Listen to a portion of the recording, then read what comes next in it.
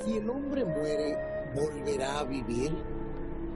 ¿Qué significa estar ausente del cuerpo y presente con el Señor? ¿Fue Jesús con el ladrón al paraíso el Viernes Santo? ¿Claman en realidad las almas de los muertos debajo del altar?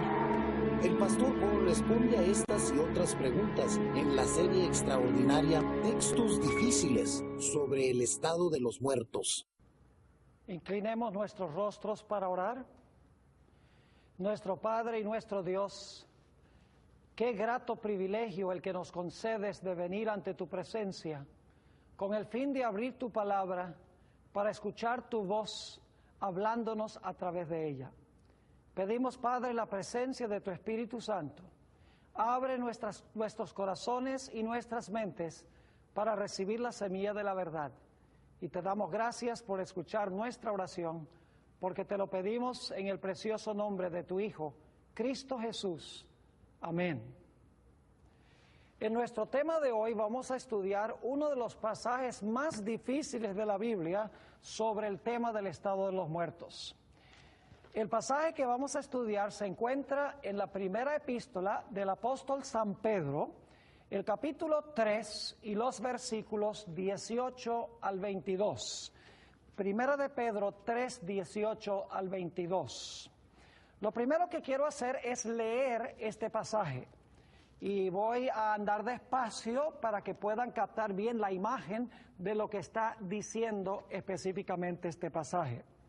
Dice en el capítulo 3 y el versículo 18, porque también Cristo padeció una sola vez por los pecados, el justo por los injustos, para llevarnos a Dios.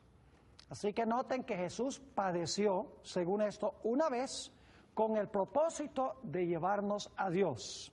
Luego sigue diciendo, siendo a la verdad muerto en la carne, pero vivificado en espíritu, en el cual también fue y predicó a los espíritus encarcelados, los que en otro tiempo desobedecieron, cuando una vez esperaba la paciencia de Dios en los días de Noé, mientras se preparaba el arca, en la cual pocas personas, es decir, 8, fueron salvadas por agua.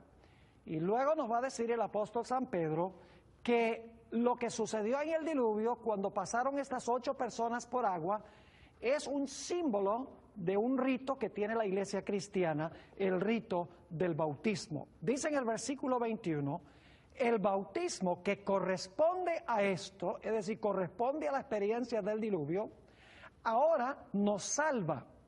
Y luego viene un paréntesis explicativo donde dice que nos salva no quitando las inmundicias de la carne, sino como la aspiración de una buena conciencia hacia Dios por la resurrección de los muertos.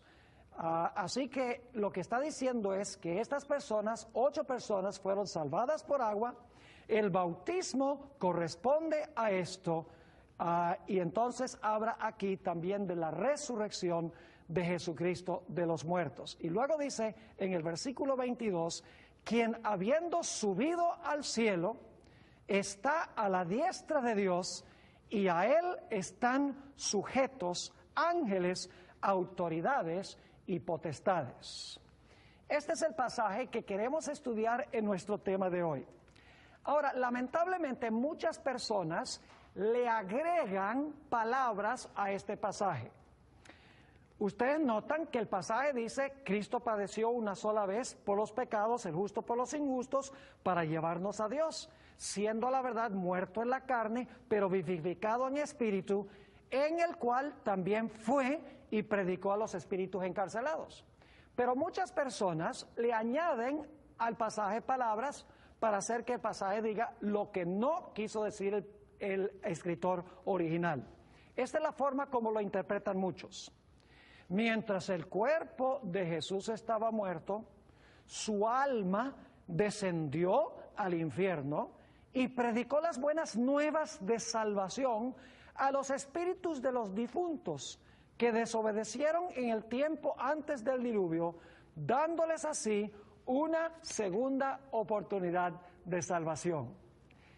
Pero el pasaje no dice aquí que el alma de Jesús descendió al infierno, ni dice que Jesús proclamó las buenas nuevas de salvación, ni tampoco dice que predicó a los espíritus de los difuntos, ni tampoco dice que Jesús le dio una segunda oportunidad a la gente que vivió antes del diluvio.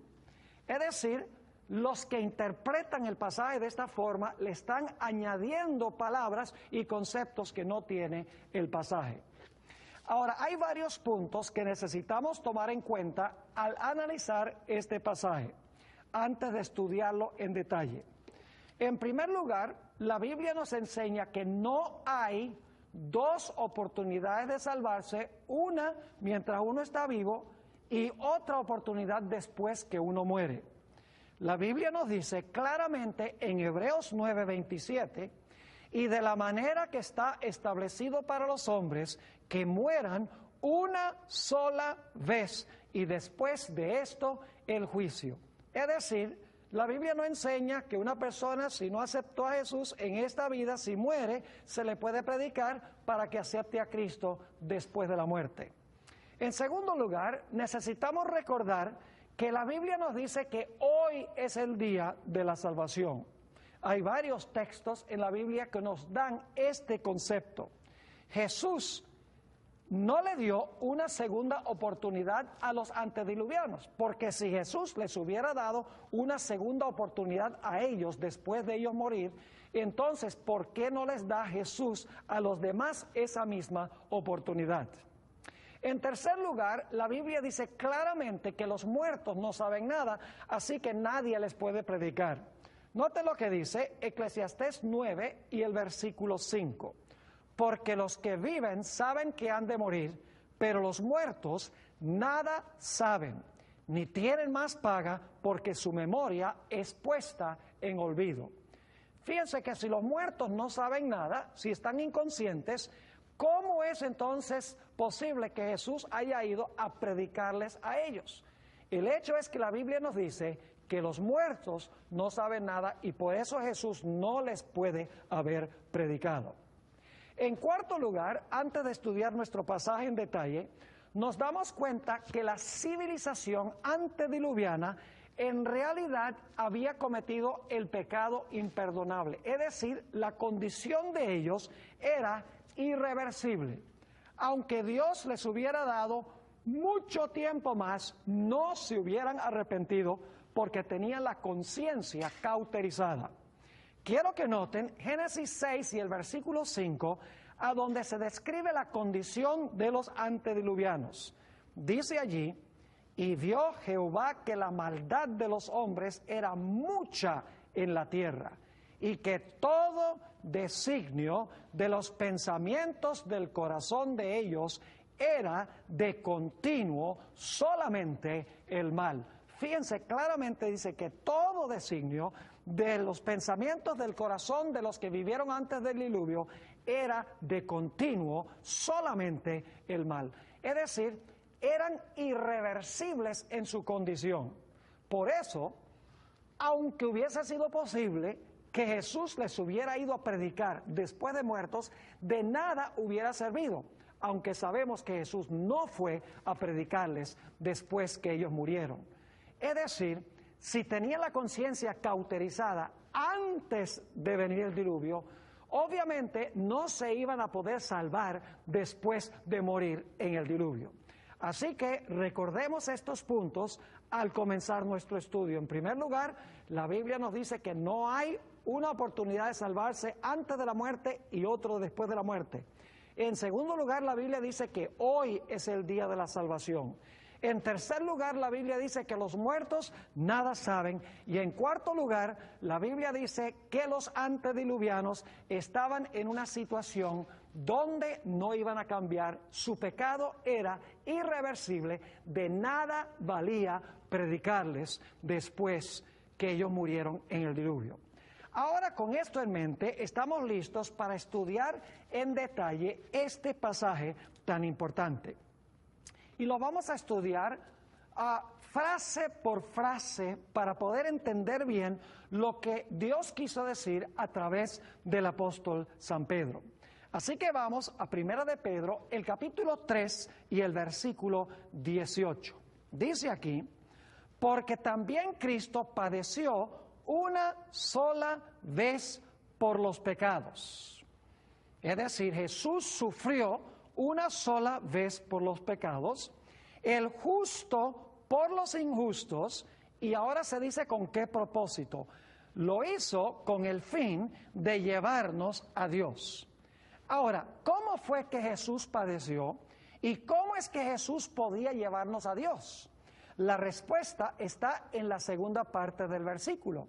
Dice que Jesús padeció siendo a la verdad muerto en la carne y no podía llevarnos a Dios si permanecía muerto. Por eso dice, pero vivificado en espíritu. Es decir, para que Jesús pudiera llevarnos a Dios, el Señor Jesucristo tuvo que morir en la carne, como dice aquí, y luego tuvo que resucitar a nueva vida, ser vivificado en espíritu.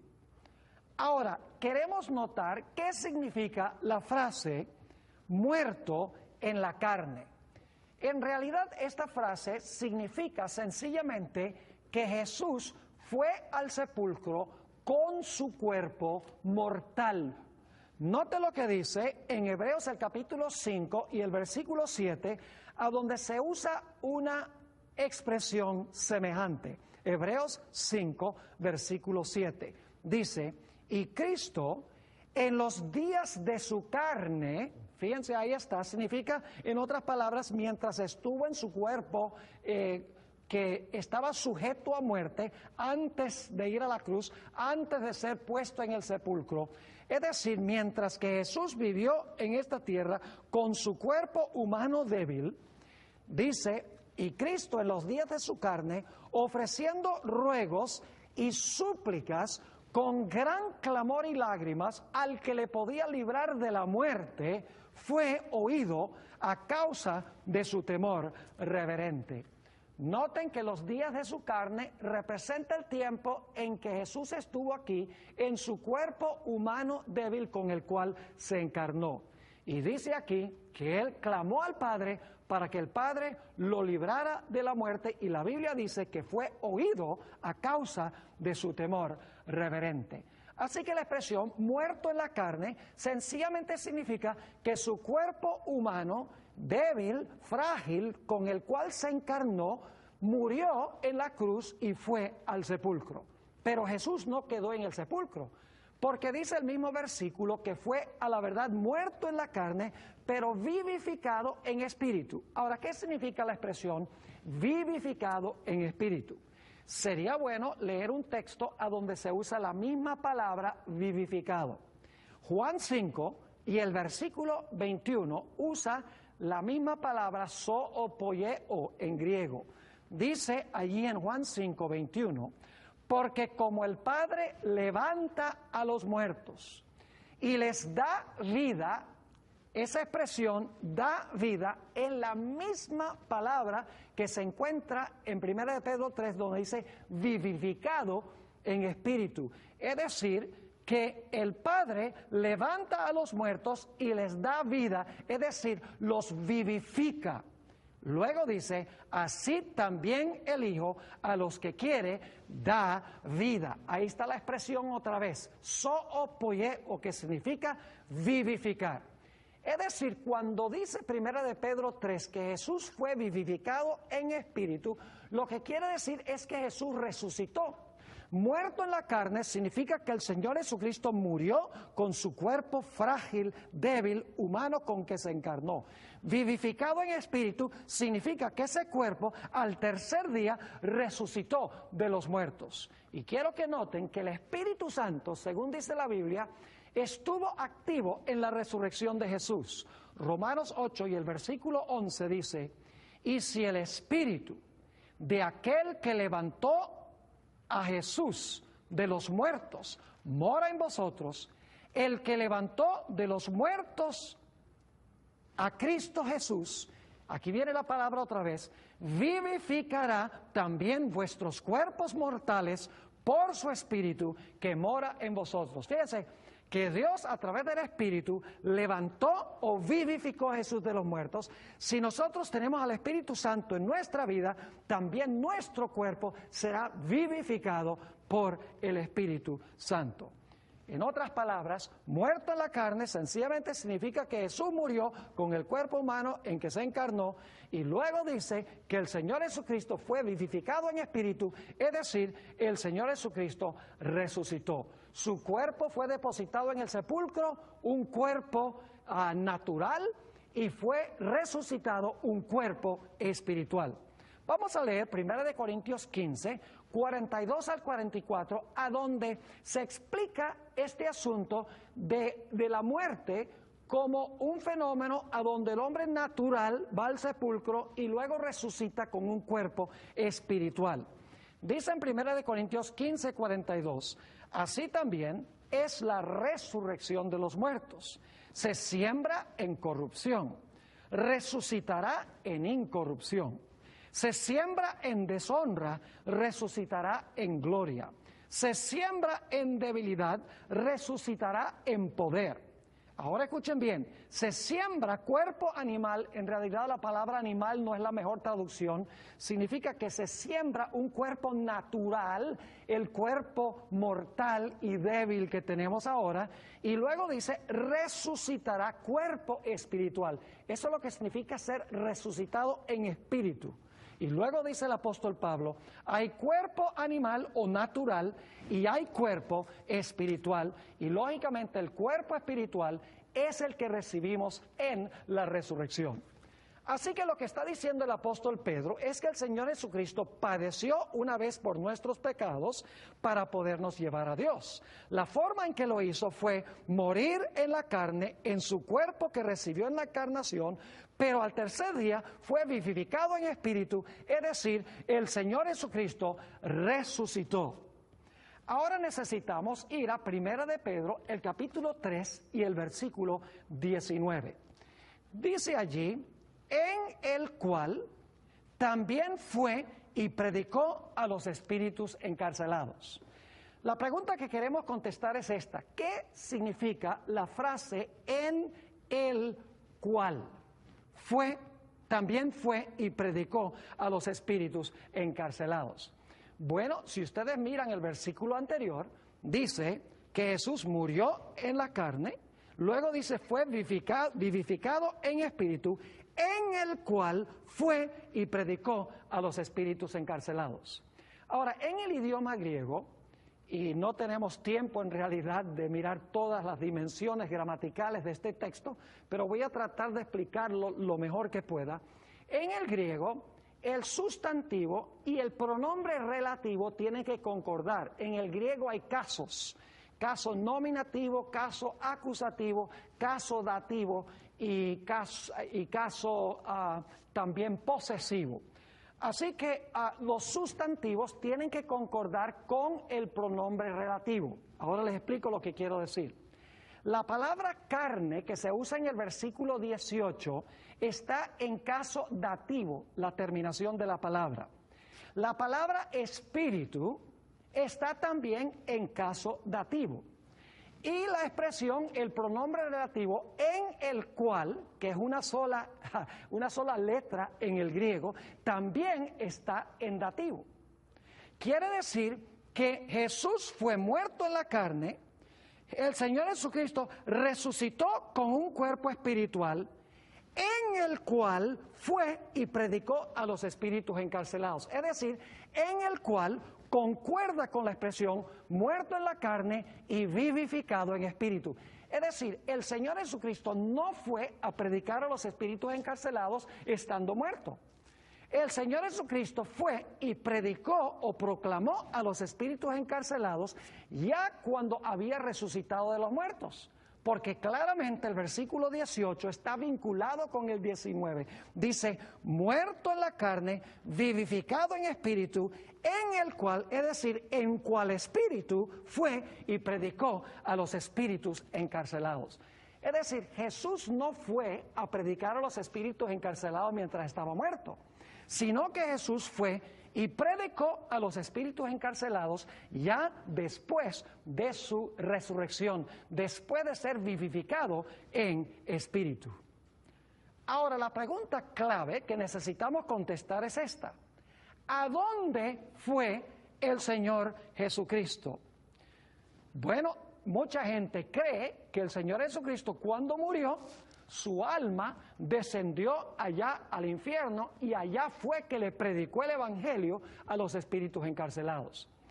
Pero el contexto de este pasaje no dice que el Señor Jesucristo fue para abajo.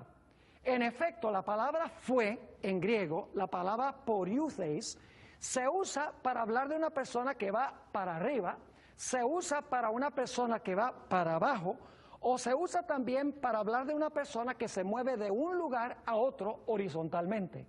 Es decir, fue no significa para abajo, ni para arriba, ni tampoco horizontalmente. El contexto debe dictar para dónde fue.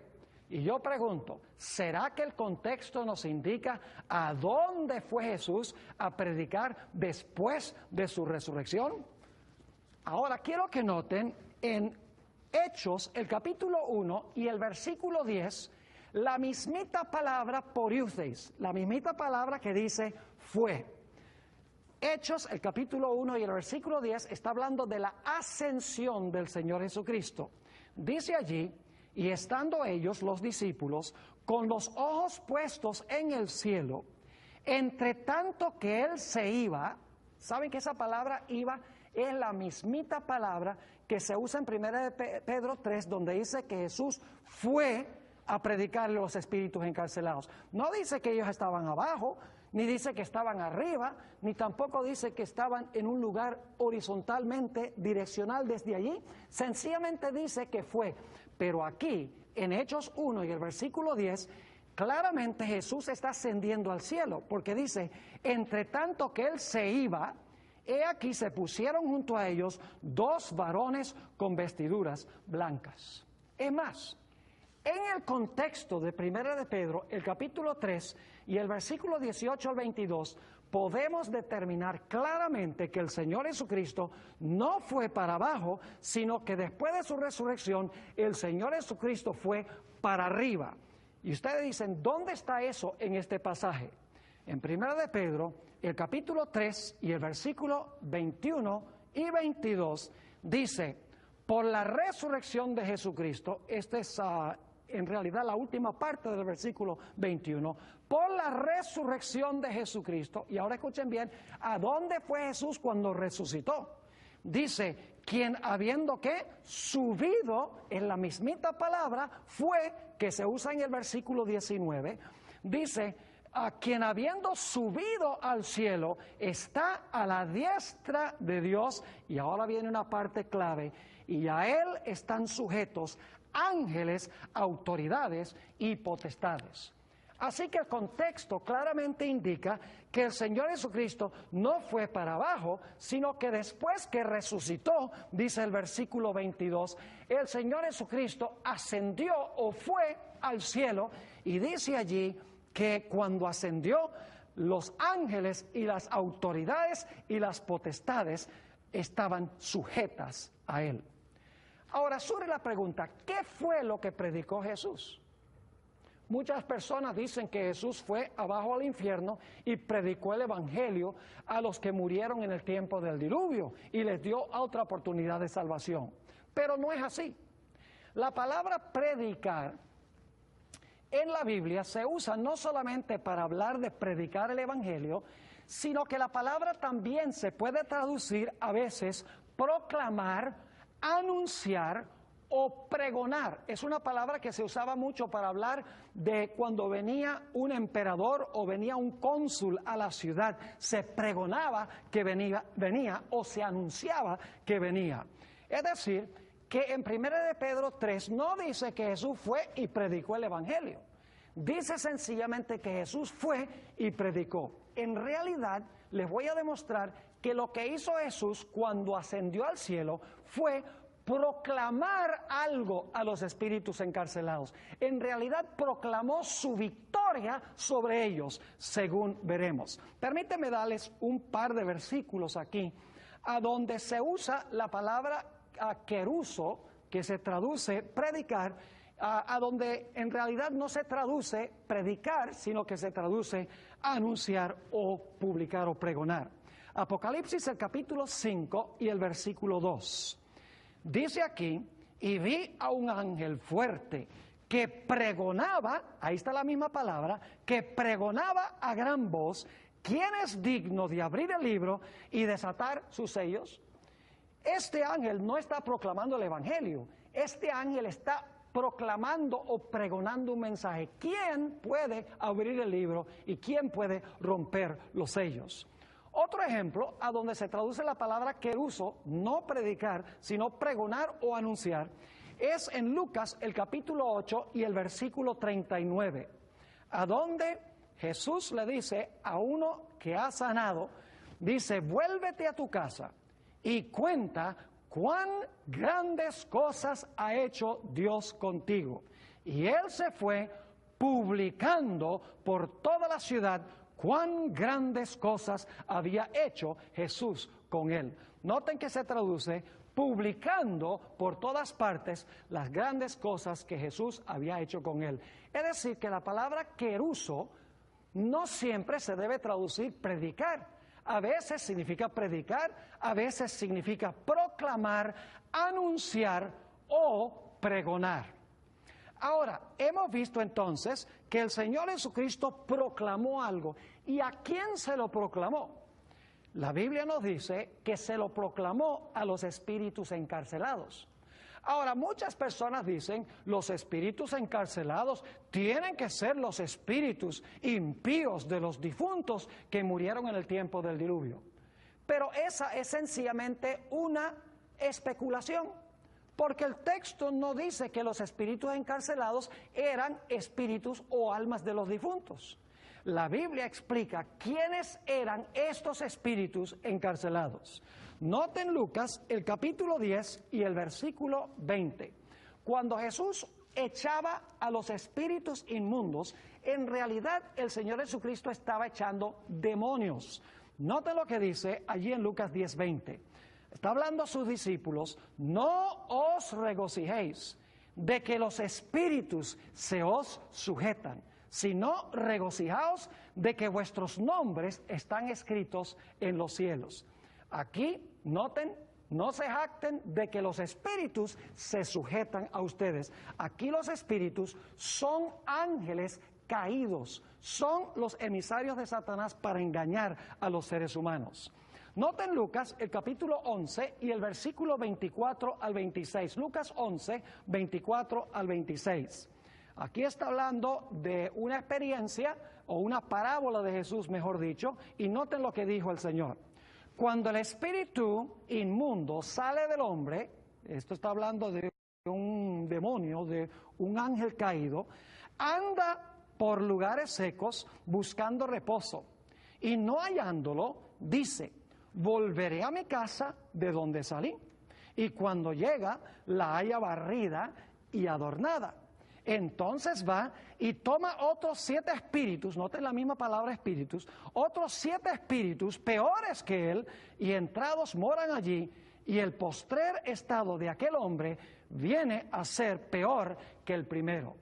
Noten que la palabra espíritu o espíritus se refiere a ángeles caídos o a demonios.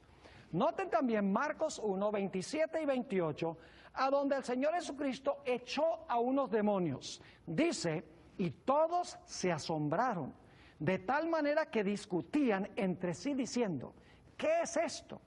¿Qué nueva doctrina es esta? Que con autoridad manda aún a los espíritus inmundos y le obedecen. Y muy pronto se difundió su fama por toda la provincia alrededor de Galilea. Así que la palabra espíritu o espíritus se usa en el Nuevo Testamento para describir a ángeles caídos, es decir, una tercera parte de los ángeles que cayeron del cielo con Lucifer, que luego se convirtió en Satanás. Y quiero que noten que en la Biblia a Satanás y a sus ángeles se les presenta como estando encarcelados. Dice en Apocalipsis 20 y el versículo 1 al versículo 3, hablando de Satanás, lo siguiente: vi a un ángel que descendía del cielo con la llave del abismo y una gran cadena en la mano, y prendió al dragón, la serpiente antigua, que es el diablo y Satanás, y le ató por 1000 años. Fíjense, lo puso en la cárcel y lo arrojó al abismo y lo encerró y puso sus sellos sobre él para que no engañase más a las naciones hasta que fuesen cumplidos 1000 años. Y después de esto debe ser desatado por un poco de tiempo. Y luego el versículo 7 dice que al final de los 1000 años Satanás será suelto de su prisión. Ahora fíjense la idea semejante entre 1 de Pedro 3 y Apocalipsis el capítulo 20. El que es encarcelado en prisión en Apocalipsis 20 es Satanás, que es un espíritu maligno. Pero la Biblia también dice que los ángeles de Satanás están en prisiones, es decir, están encarcelados. Judas, ese pequeño libro antes de Apocalipsis, el versículo 6 dice: y a los ángeles que no guardaron su dignidad, sino que abandonaron su propia morada, los ha guardado bajo oscuridad. Y ahora escuchen bien, a los ángeles los ha guardado en oscuridad, en prisiones eternas para el juicio del gran día. ¿Quiénes son los que están en prisiones eternas? Son los ángeles caídos. En la misma epístola del apóstol Pedro, en su segunda carta, el capítulo 2 y el versículo 4, encontramos nuevamente la idea de que los ángeles caídos son los que están encarcelados. Dice allí: porque si Dios no perdonó a los ángeles que pecaron, sino que arrojándolos al infierno, los entregó a prisiones de oscuridad para ser reservados al juicio. Noten nuevamente la idea de que los que fueron echados en prisiones fueron los ángeles caídos. Es decir, la palabra espíritu o espíritus se refiere a ángeles caídos y estos son mantenidos en cadenas o en prisión hasta el día del juicio. En otras palabras, estos espíritus encarcelados no eran espíritus de los difuntos. Estos espíritus encarcelados eran ángeles caídos a quienes Jesús les proclamó algo cuando ascendió al cielo. Y la pregunta clave es: ¿qué fue lo que Jesús proclamó a estos ángeles cuando el Señor Jesucristo ascendió al cielo después de su victoriosa resurrección? La respuesta es que el Señor Jesucristo proclamó su victoria sobre estos poderes que la Biblia denota como estando en los aires. Dice en 1 de Pedro, el capítulo 3 y el versículo 22, que ya leímos hace un rato en nuestro estudio, hablando de Cristo, quien habiendo subido al cielo, fíjense que fue, la palabra subido es la misma palabra fue de 1 de Pedro, el capítulo 3, quien habiendo subido al cielo está a la diestra de Dios, y escuchen bien, y a Él están sujetos ángeles, autoridades y potestades. En efecto, el Señor Jesucristo vino a esta tierra para derrotar a Satanás, para echarlo como el príncipe de este mundo y para ponerlo, por así decirlo, en prisión para que se quedara en este planeta. Note lo que dice Mateo 12 y el versículo 28 y 29. Dice, hablando el Señor Jesucristo: pero si yo por el Espíritu de Dios echo fuera los demonios, ciertamente ha llegado a vosotros el reino de Dios. Porque, ¿cómo puede alguno entrar en la casa del hombre fuerte y saquear sus bienes si primero no le ata? Fíjense qué interesante. Jesús dice, yo he hecho demonios por el Espíritu de Dios. Dice, pero yo no podría hacerlo, al menos que yo viniera primero a atar al enemigo. Es decir, para aprisionar al enemigo, que resulta claro ser Satanás. Así que dice el versículo 29, porque ¿cómo puede alguno entrar en la casa del hombre fuerte y saquear sus bienes si primero no le ata? Y entonces podrá saquear su casa. En Juan 12, 30 y 31, se nos dice claramente que cuando Jesús murió en la cruz, Satanás fue echado fuera como representante de este mundo, porque Satanás le había quitado la posición a Adán, y ahora Jesús, el segundo Adán, le quitó la posición a Satanás, y ahora el Señor Jesucristo tomó el reino de este mundo. Dice allí en Juan 12, 30 y 31, respondió Jesús y dijo, no ha venido esta voz por causa mía, sino por causa de vosotros. Ahora es el juicio de este mundo. Ahora el príncipe de este mundo será echado fuera. Y en el versículo 32 y 33 dice que esto se refería a la muerte del Señor Jesucristo y de su resurrección. Es interesante notar que cuando el Señor Jesucristo estaba colgado en la cruz, parecía que los poderes de las tinieblas habían ganado la victoria sobre él. Mientras que Jesús estaba colgado, clamó a su Padre, Dios mío, ¿por qué me has desamparado? Y luego un poco después el Señor Jesucristo clama a gran voz a su Padre, consumado es decir, terminé ahora la provisión para el plan de salvación. Y luego Jesús inclina la cabeza diciendo, Padre, en tus manos encomiendo mi espíritu. El Señor Jesucristo había muerto en la carne el viernes por la tarde, más o menos a las 3 de la tarde, o más bien exactamente a las 3 de la tarde. Parecía que Jesús había sido derrotado. Los poderes de las tinieblas estaban alegres y contentos de que el Señor Jesucristo había muerto. Es más, la Biblia dice en Lucas 22:53 que desde que Jesús fue al Getsemaní y estuvo en la cruz, este fue el período del poder de las tinieblas. Es decir, este fue el tiempo de victoria y alegría y jactancia de parte de Satanás y de sus ángeles. Pero luego llegamos a la gloriosa mañana de la resurrección. La Biblia nos dice que descendió un poderoso ángel del cielo. Y en el libro El deseado de todas las gentes, uno de mis libros favoritos escritos por Elena White, dice que ese poderoso ángel con voz potente dijo, oh Hijo de Dios, tu Padre te llama. Y el Señor Jesucristo salió del sepulcro diciendo, yo soy la resurrección y la vida, porque yo vivo, vosotros también viviréis. Y podemos imaginarnos a los demonios reunidos allí al lado del sepulcro y corriendo a toda velocidad, huyendo de la escena, porque el príncipe de la vida había resucitado. Y Jesús al salir proclama su victoria sobre estos espíritus y les dice, yo soy la resurrección y la vida.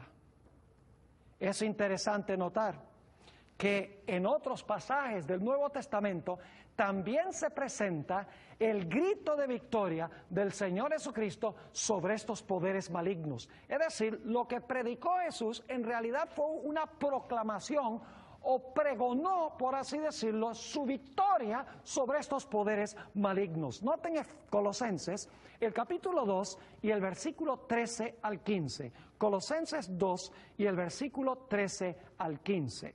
Dice, y a vosotros, estando muertos en pecados y en la incircuncisión de vuestra carne, os dio vida juntamente con Él. Fíjense que aquí nos dice que nosotros, cuando estábamos muertos, el Señor Jesucristo nos dio vida con Él. Y luego dice, perdonándoos todos los pecados, anulando el acta de los decretos que había contra nosotros, que nos era contraria, quitándola del medio y clavándola en la cruz. Y ahora escuchen bien, y despojando a los principados y a las potestades, los exhibió públicamente, triunfando sobre ellos en la cruz. Fíjense que claramente nos dice aquí lo que el Señor Jesucristo proclamó. Proclamó su victoria sobre Satanás y sus ángeles, porque nuevamente leo, dice, y despojando a los principados y a las potestades, los exhibió públicamente, triunfando sobre ellos en la cruz. Noten también lo que dice Efesios, el capítulo 6 y el versículo 12. Dice el apóstol Pablo, porque no tenemos lucha contra sangre y carne, sino contra principados, contra potestades. Fíjense, las mismas expresiones que encontramos en Colosenses 2, que acabamos de leer, versículo 13 al 15, ahora se usan en Efesios. Porque no tenemos lucha contra sangre y carne, sino contra principados, contra potestades, contra los gobernadores de las tinieblas de este siglo, contra huestes espirituales de maldad en las regiones celestiales. Fíjense que cuando Jesús asciende al cielo, el Señor Jesucristo proclamó o pregonó su victoria, según dice aquí, a los principados y a las potestades que habitaban en los aires. En Efesios 4, 8 al 10 encontramos la misma idea. Aquí nos dice, por lo cual dice, subiendo a lo alto. Fíjense nuevamente que aquí se dice que el Señor Jesucristo subió. El Señor Jesucristo no fue por allá a predicar en el infierno a gente que se había muerto en los días del diluvio. Dice, por lo cual dice, subiendo a lo alto, llevó cautiva la cautividad y dio dones a los hombres. Y eso de que subió, ¿qué es? Sino que también había descendido primero a las partes más bajas de la tierra. El que descendió es el mismo que también subió por encima de todos los cielos para llenarlo todo. Fíjense aquí el juego de palabras entre bajó y subió. El Señor Jesucristo bajó al sepulcro y luego dice, subió y ascendió a las regiones celestiales, proclamando su victoria sobre los principados y las potestades de las tinieblas. Es el mismo concepto que encontramos en Filipenses el capítulo 2, donde dice que el Señor Jesucristo se humilló a sí mismo, tomó forma de siervo, y estando en forma de siervo se humilló aún más, sufriendo la muerte y muerte de cruz. Ahí está el descenso de Jesús. Pero luego la Biblia dice, por lo cual el Padre también le ha exaltado a lo sumo, es decir, a lo máximo, para que en el nombre de Jesús se doble toda rodilla y toda lengua confiese que Jesucristo es el Señor, para gloria de Dios el Padre. Fíjense que Jesús descendió para sufrir y morir en la cruz, y luego dice que el Señor Jesucristo ascendió, se le dio un nuevo nombre, y toda rodilla y toda lengua lo confiesa a Él, inclusive las lenguas de los demonios. Es decir, que 1 de Pedro, el capítulo 3, no nos está diciendo que el Señor Jesucristo, después de muerto, fue allá a predicar el Evangelio a los espíritus de los difuntos que habían sido desobedientes en los días del diluvio. Estos son conceptos que se le añaden al pasaje, pero que no están allí. El pasaje sencillamente está diciendo que el Señor Jesucristo padeció, es decir, el Señor Jesucristo murió en la carne, en su cuerpo frágil y mortal, y dice que luego fue vivificado en espíritu, es decir, recibió su cuerpo resucitado, incorruptible, espiritual, y entonces en su estado resucitado, Él salió del sepulcro y fue hacia arriba, y mientras ascendía, proclamó su victoria, es decir, predicó su victoria sobre Satanás y sus ángeles, pregonando que había ganado la batalla entre el bien y el mal. Ahora, surge la pregunta, ¿por qué razón es que el apóstol Pedro escribió este pasaje? En realidad, no solamente tenía un propósito teológico, sino que el apóstol Pedro tenía un propósito práctico, un propósito homilético, un propósito muy especial para los que eran miembros de las iglesias a quienes estaba escribiendo.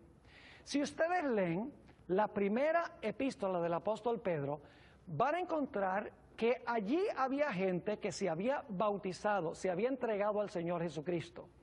Pero después de su entrega, estaban sufriendo toda clase de tribulaciones, tentaciones, problemas y persecuciones. Y estaban empezando a preguntarse si en realidad valía la pena haber aceptado a Cristo para tener una vida llena de problemas y dificultades y tribulaciones y tentaciones.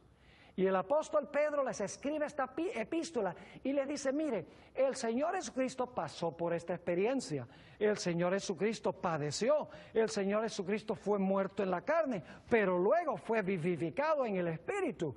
Y el Señor Jesucristo proclamó su victoria cuando ascendió al cielo sobre los principados y las potestades, sobre los espíritus encarcelados, sobre Satanás y sus ángeles, y se sentó a la diestra de Dios en el trono celestial, el nuevo rey del planeta Tierra, habiendo recuperado el trono que perdió Adán. Y luego el apóstol Pedro dice, y ustedes cuando recibieron a Jesús participaron en esa victoria. Porque cuando ustedes se bautizaron, ustedes murieron con Él. Ustedes fueron sepultados con Él. Ustedes resucitaron con Él. Ustedes ascendieron con Él. Porque en Efesios, el capítulo 2, dice que estamos sentados con Cristo en los lugares celestiales. Dice, ustedes se sentaron a la diestra de Dios con Él y en Él.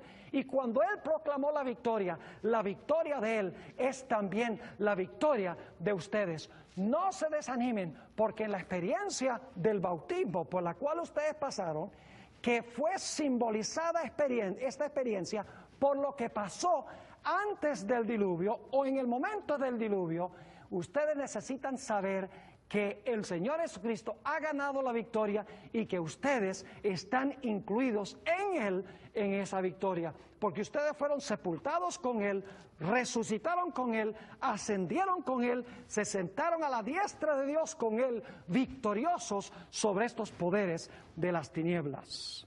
Noten Efesios, el capítulo 2 y el versículo 4 al 6, a donde el apóstol Pablo expresa claramente este significado.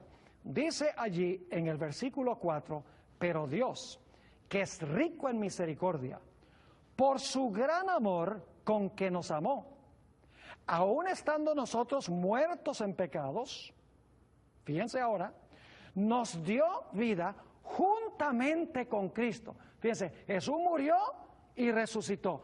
Cuando Jesús murió y resucitó, nosotros morimos con Él y resucitamos juntamente con Él. Y dice que Jesús nos dio vida. Y luego dice el apóstol Pablo, por gracia sois salvos. Y luego dice, y juntamente con Él nos resucitó. Fíjense que cuando Jesús murió, fue sepultado y resucitó, cuando yo recibo a Jesús, Dios me mira a mí como si yo hubiera muerto, sido sepultado y resucitado con el Señor Jesucristo. Así que sigue diciendo en el versículo 6, y juntamente con Él nos resucitó y asimismo nos hizo sentar en los lugares celestiales con Cristo Jesús.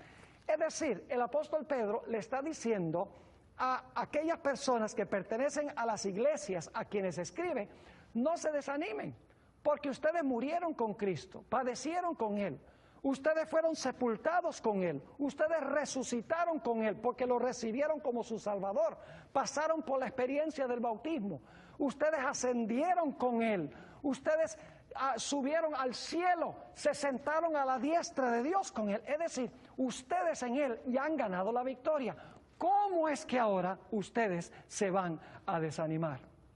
El apóstol Pablo también expresa esta identidad entre Cristo y los que lo reciben a Él en Romanos el capítulo 6 y el versículo 3 hasta el versículo 5. Noten lo que dice el apóstol Pablo.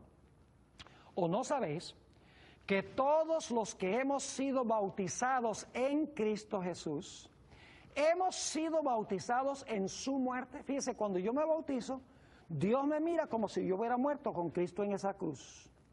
Y luego dice en el versículo 4, porque somos sepultados juntamente con Él para muerte, por el bautismo, a fin de que como Cristo resucitó de los muertos por la gloria del Padre, así también nosotros andemos en novedad de vida. Es decir, lo que hizo Jesús al morir y resucitar, lo hizo por nosotros. Cuando yo recibo a Cristo, Dios me mira a mí como muerto con Cristo y resucitado con el Señor Jesucristo. Y luego dice en el versículo 5 el apóstol Pablo, porque si fuimos plantados juntamente con Él en la semejanza de su muerte, así también lo seremos en la de su resurrección. Ahora quisiera leer un pasaje que encontramos en Primera de Pedro, el capítulo 3 y el versículo 13 hasta el versículo 17, que es el pasaje que viene inmediatamente antes del que estamos estudiando. Escuchen cuál es el problema que está tratando Pedro aquí. Dice, ¿y quién es aquel que os podrá hacer daño si vosotros seguís el bien? Mas también si alguna cosa padecéis por causa de la justicia, bienaventurados sois. Es decir, si ustedes padecen, considérense afortunados. Por tanto, no os amedrentéis por temor de ellos, ni os conturbéis, sino santificad a Dios el Señor en vuestros corazones y estad siempre preparados para presentar defensa con mansedumbre y reverencia ante todo el que os demande razón de la esperanza que hay en vosotros, teniendo buena conciencia, para que en lo que murmuran de vosotros como de malhechores, sean avergonzados los que calumnian vuestra buena conducta en Cristo. Porque mejor es que padezcáis haciendo el bien, si la voluntad de Dios así lo quiere, que haciendo el mal. Noten que están padeciendo aquí y el apóstol Pedro está animándolos y les va a decir, no se preocupen, la victoria está ganada. Si ustedes están en Cristo, ya el diablo perdió y el Señor Jesucristo ganó. Y cuando ustedes se bautizaron, están identificados con el Señor Jesucristo y la victoria de Él es la victoria de ustedes. El apóstol Pedro también presenta este concepto, este tema, en Primera de Pedro, el capítulo 4 y los versículos 12 y 13. Fíjense que el apóstol Pedro está escribiendo esto con fines prácticos. Es decir, no es solamente teología que él está presentando, sino él quiere usar la teología del bautismo aquí, la experiencia de Jesús, para animar a los miembros que están desanimados. Primera de Pedro, el capítulo 4 y el versículo 12 y 13. Dice aquí, amados, no os sorprendáis del fuego de prueba que os ha sobrevenido, como si alguna cosa extraña os aconteciese. Es decir, no se sorprendan si van a sufrir. Versículo 13, sino gozaos por cuanto sois participantes de los padecimientos de Cristo. Fíjense, ustedes al sufrir están compartiendo los padecimientos de Cristo, para que también en la revelación de su gloria os gocéis con gran alegría. Fíjense que la experiencia por la cual pasó Jesús, dice el apóstol Pedro, es la experiencia por la cual pasan ustedes. Ustedes están en Él. Si ustedes padecen, no se preocupen, que algún día van a participar en la gloria con Él. Porque como Jesús murió, fue sepultado y resucitó, cuando ustedes lo recibieron, ustedes murieron con Él, ustedes resucitaron con Él y ascendieron a la diestra del Padre Celestial, habiendo ganado la victoria sobre las fuerzas del mal. El apóstol Pablo también en su segunda epístola a Timoteo, el capítulo 2 y el versículo 11 y 12, presenta el mismo tema de sufrimiento seguido por gloria, seguido por la paz del reino celestial. Dice allí el apóstol San Pablo en segunda de Timoteo 2, 11 y 12, palabra fiel es esta. Escuchen ahora bien, si somos muertos con Él, fíjense, si somos muertos con Él, también viviremos con Él. Si sufrimos, también reinaremos con Él. Si le negáremos, Él también nos negará. Fíjense que nosotros tenemos que pasar por la misma experiencia de Jesús, pero lo lindo es que Jesús ya ganó la victoria. Y nuestros padecimientos son temporales, porque algún día experimentaremos la gloria de la patria celestial. Entonces, ¿qué es lo que el apóstol Pedro está procurando enseñar en este pasaje? Cuando lo estudiamos frase por frase, a la luz de todo lo que enseña la Sagrada Escritura, nos damos cuenta que la mayoría de los cristianos han interpretado erróneamente este pasaje porque le han agregado conceptos y palabras que no se encuentran registradas allí. ¿Qué es lo que está diciendo el apóstol Pedro?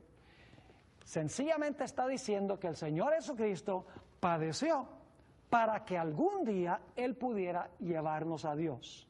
Y esto lo hizo, según dice aquí, siendo muerto en la carne, es decir, Jesús fue muerto y sepultado, y luego dice fue vivificado en espíritu, es decir, resucitó con su cuerpo espiritual, el Espíritu Santo estuvo involucrado en su resurrección, y luego dice que cuando Jesús resucita, Él sube al cielo, y cuando sube proclama su gran victoria sobre Satanás y sus ángeles, porque ahora Jesús, como el segundo Adán, le ha quitado el trono a Satanás, quien se lo quitó originalmente a Adán. Es decir, Jesús ahora asciende al cielo pregonando o anunciando su victoria sobre los espíritus encarcelados, sobre Satanás y sus ángeles, que ahora no se pueden mover por todo el universo, están aislados en esta tierra después de la muerte de Jesús.